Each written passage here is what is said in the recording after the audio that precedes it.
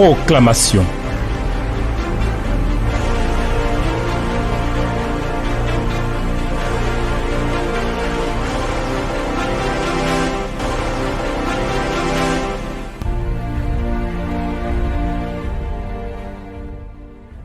Honneur et gloire au Dieu vivant, au Seigneur des Seigneurs, au Dieu véritable, au Père élevé d'éternité en éternité, celui dont la gloire et la grandeur se manifestent pour que nous suivions les sentiers de grâce qu'il nous trace, celui dont l'Esprit agit en notre faveur pour faire de nous des instruments de grâce à la gloire de son nom. Nous te bénissons, Seigneur.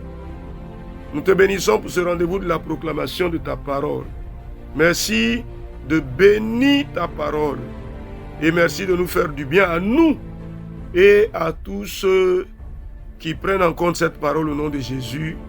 Amen. Alors, chers amis, on a travaillé sur nous-mêmes, n'est-ce pas?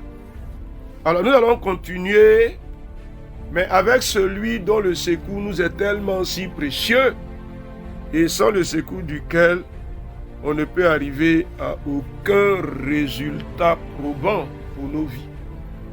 Vous verrez tout à l'heure. Je vous invite à aller avec moi dans Romains chapitre 8. Nous allons lire le verset 5 jusqu'au verset 9.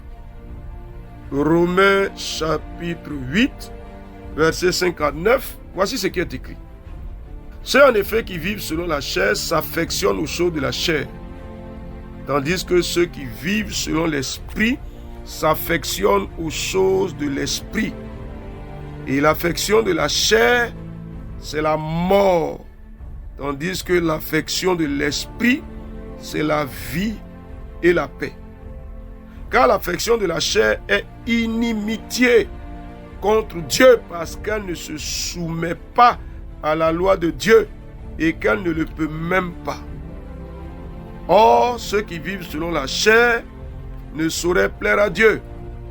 Pour vous, vous ne vivez pas selon la chair, mais selon l'esprit, si du moins l'esprit de Dieu habite en vous.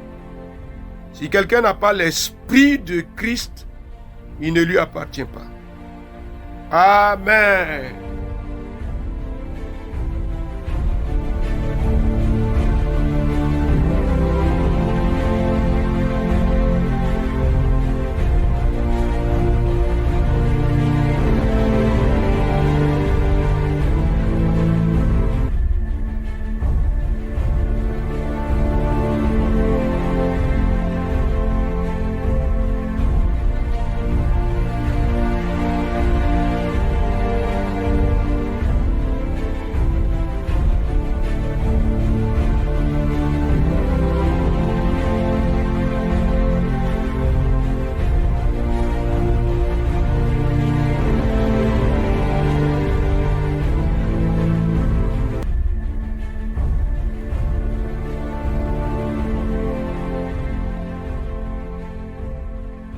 Si quelqu'un n'a pas l'esprit de Christ, il n'appartient pas à Christ.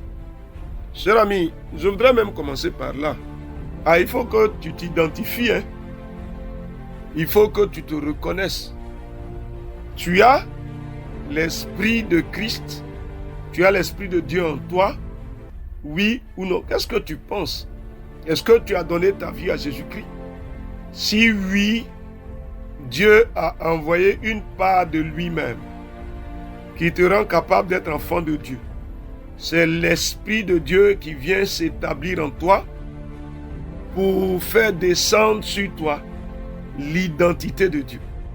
Donc si tu as reçu Jésus, si tu as donné ta vie à Jésus, c'est qu'il y a une part du divin qui s'est établie en toi. Cher ami, ah oui, à tous ceux qui l'ont reçu, à ceux qui croient en son nom, Dieu leur a donné le pouvoir de devenir enfant de Dieu. Ce pouvoir-là, c'est lequel? Je voudrais que tu t'identifies, en tout cas moi, tranquille, sereinement. l'Esprit de Dieu habite en moi. Cher ami, j'appartiens à Christ. Je me reconnais comme tel parce que l'Esprit de Dieu habite en moi. Je le déclare au nom de Jésus. Et toi, qu'est-ce que tu dis? Qu'est-ce que tu dis de toi-même? Je veux comprendre, je veux savoir, cher ami, dis-moi quelque chose. On dit, et c'est clair, hein? Si quelqu'un n'a pas l'Esprit de Christ, il ne lui appartient pas. Quelle est la marque qui te fait appartenir à Christ? L'Esprit de Dieu habite en moi. J'ai l'Esprit de Dieu. J'ai reçu Christ et son Esprit s'est établi en moi. Je le déclare au nom de Jésus-Christ. Seigneur, ton Esprit habite en moi. Ton Esprit de vie habite en moi. Vas-y, cher ami, dis quelque chose. Dis quelque chose. Est-ce que c'est vrai? Si tu ne peux pas le dire, ça veut dire que il va falloir que tu travailles. Pendant les jours qui vont suivre, il va falloir que tu fasses attention à tout ce que nous allons dire ici. Parce que si tu n'as pas l'Esprit de Dieu, il va falloir que tu travailles à t'ouvrir à l'Esprit de Dieu pour qu'il vienne s'établir en toi. Il n'y a rien d'autre qui nous fasse vivre la vie de Dieu si ce n'est l'Esprit de Dieu. Il n'y a rien d'autre qui nous fasse connaître la volonté de Dieu si ce n'est l'Esprit de Dieu. Il n'y a rien d'autre qui nous fasse aimer la vie de Dieu si ce n'est l'Esprit de Dieu. Il n'y a rien d'autre qui nous fasse aimer les choses de Dieu si ce n'est l'Esprit de Dieu. Donc, si tu n'aimes pas les choses de Dieu, c'est que l'Esprit de Dieu n'est pas en toi. Cher ami, qu'est-ce que tu vas me dire? Bon, écoute le verset 5. Ceux qui vivent selon la chair s'affectionnent aux choses de la chair. Qu'est-ce qu'il en est de toi? Tu t'affectionnes aux choses de la chair ou bien tu t'affectionnes aux choses de l'esprit? Ah oui, cher ami. Dans ton cœur là-bas, qu'est-ce que tu sens? Moi, je le confesse, Seigneur, je m'affectionne et je m'attache aux choses de l'esprit. Au nom de Jésus-Christ. Je ne m'attache pas aux choses de la chair, non. Je les refuse. Au nom de Jésus. Cher ami, qu'est-ce qu'il en est de toi? Donc, vous savez, on est arrivé dans un temps où il va falloir s'identifier. Et l'identification que tu feras de toi-même doit te permettre de travailler sur toi-même. Ton cœur penche pourquoi? Ah oui. Qu'est-ce qui embrasse ton cœur?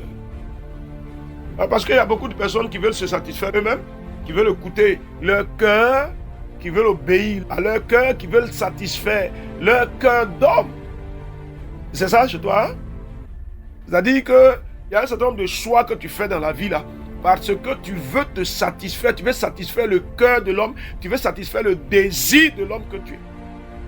Peu t'importe que ça plaise à Dieu, peu t'importe que ça honore Dieu, l'essentiel pour toi, il faut que ton cœur soit satisfait. Dis non à ça, je refuse ça. Faut dire non, je refuse ça au nom de Jésus-Christ. Non, je ne vis pas pour satisfaire mon cœur. Non. Je ne vis pas pour satisfaire mon cœur d'homme. Je dis non à ça. Je dis non. Non. Il dit l'affection de la chair, c'est la mort. Non, je refuse de satisfaire mon cœur d'homme, de satisfaire ma chair. Je refuse de vivre pour cela. Cher ami, il faut refuser ça. Non. L'affection de la chair est inimitié contre Dieu. Elle ne se soumet pas à la loi de Dieu. Elle ne peut même pas. Qu'est-ce qu'il en est de toi? En tout cas, moi, je me soumets à la loi de Dieu. Au nom de Jésus-Christ, je me soumets à la volonté de l'Éternel. Et toi? Tu te soumets ou bien tu ne te soumets pas? Dis-moi quelque chose. Seigneur, je me soumets à ta volonté. Dis quelque chose. Si telle est la réalité pour toi, il faut le dire. Je me soumets à ta volonté éternelle. Ah oui. Et toi? Si tu vois que tu ne peux pas te soumettre à la volonté de Dieu, donc, il va falloir que tu travailles avec nous dans les jours qui vont suivre. Pour que tu te ramènes à te soumettre à la volonté de Dieu. Cher ami, Quel est le choix, quelle est la décision que tu prends? Ah, je veux le savoir quand même. Tu veux te soumettre à la volonté de Dieu? Tu veux te soumettre à la loi, à la parole de Dieu, ou bien tu ne veux pas? Dis-moi quelque chose. Vous savez, il y a beaucoup de personnes qui n'avancent pas à cause de ça, parce que Dieu voit, Dieu sonde nos cœurs et nos reins, connaît nos pensées les plus profondes. Au-delà de ce que nous voulons faire croire aux hommes, Dieu connaît la vérité de ce que nous sommes. Mais si tu es conscient que tu vis de façon à ne pas te soumettre à la loi de Dieu, est-ce que tu peux prendre la décision? Vous dites, Seigneur, je m'engage à me soumettre à ta loi. Je m'engage à me soumettre à ta volonté. Je m'engage à me soumettre à ta parole. Nom de Jésus-Christ, je me soumets. Je me soumets. Vas-y. Il faut le déclarer. Les résistances à moi tombent. Ce qui résiste à la parole de Dieu tombe. Ce qui à moi s'oppose à la parole de Dieu tombe. Je le déclare. Nom de Jésus-Christ. Ce qui en moi résiste à la parole de Dieu tombe. Je me soumets à la parole de Dieu. Je m'affectionne aux choses de Dieu. Nom de Jésus-Christ. Ah, Seigneur. Seigneur. Ah, tu vois ce qu'il dit ici au verset 9. Pour vous, vous ne vivez pas selon la chair, mais selon l'esprit, si du moins l'esprit de Dieu habite en vous. Et donc il y en a. Oui. Est-ce que tu fais partie? Oui, Seigneur. Oui, Seigneur. Je ne vis pas selon la chair. Je vis selon l'esprit. Parce que l'esprit de Dieu habite en moi. Cher ami,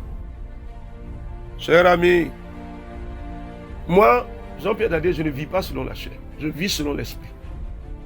Que l'esprit de Dieu habite en moi, il me guide. Tu dis quoi? Qu'est-ce que tu dis?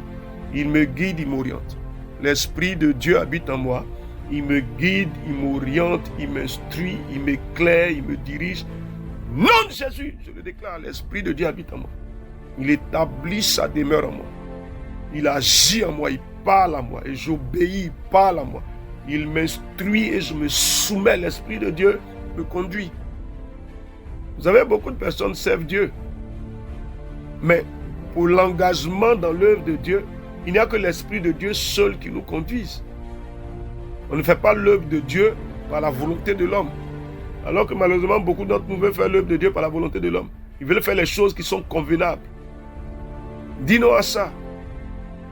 Dis-nous à ça. Je me soumets à l'autorité de l'Esprit de Dieu. C'est vrai? Béni sois-tu, Seigneur.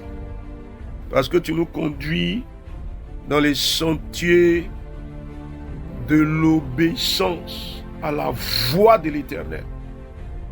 Et nous marchons non selon la chair, mais selon l'Esprit, non pour accomplir les désirs de la chair, mais pour accomplir les désirs de l'Esprit. Parce que nous appartenons à Dieu et l'Esprit de Dieu habite en nous.